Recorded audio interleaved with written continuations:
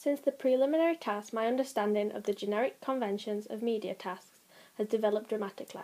After spending so much time studying magazines of different genres, I have learnt the similarities and differences between them. I have also spent more time studying magazines that suit my genre. During the preliminary task, I didn't really study student magazines that were already available, whereas during the main task, I always had a Kerrang or Q magazine near me when I was creating my magazine.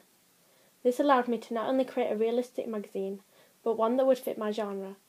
I feel that my photography in the main task is a lot more professional. After studying music magazines, I noticed that most of the photos had a plain background. Therefore, I took my photos in the college studio, which had a white backdrop to take professional photos.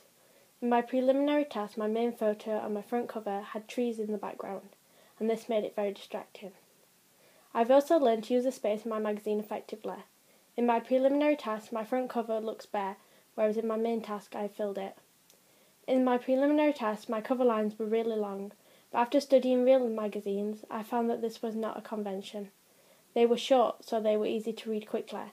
I made sure that in my main task, my cover lines were short, so that it appeared more realistic.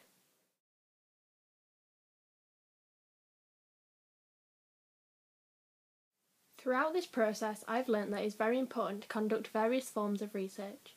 After my pitch, I took feedback which allowed me to see if what I planned to include would interest those in my target age group.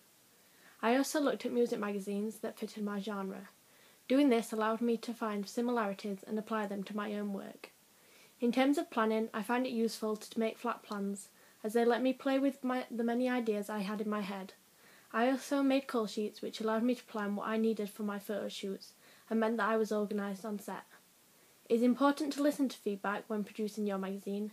Something you think might look good, in fact doesn't. Organisation is crucial in the main task because there is so much work. I have taken hundreds of photos and needed to keep them organised. Using Gantt charts throughout the course enabled me to plan my time wisely and meant that I got things finished.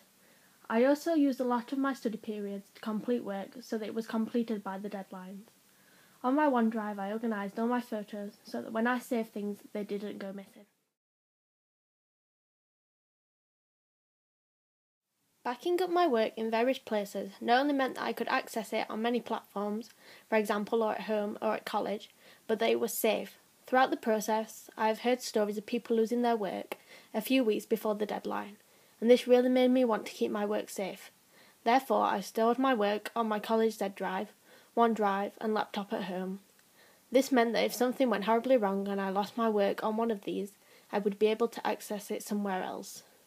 Myself and a few friends agreed to keep each other's photos safe on memory sticks, so that if someone lost their copies, they would just go to their friend and get them back.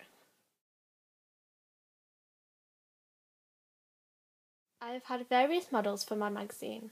I have needed to develop my social and professional skills in order to get them to pose how I wanted them to pose. Because I was a beginner at Photoshop, I had to ask for help from various people in my class. Listening and watching them helped me overcome some obstacles, and next time I could do it on my own. Getting feedback from other people and giving them feedback helped me to understand what was needed to create a professional magazine. If I had to make another music magazine, I would pay more attention to my photography and make sure that all the mise en scène meant something.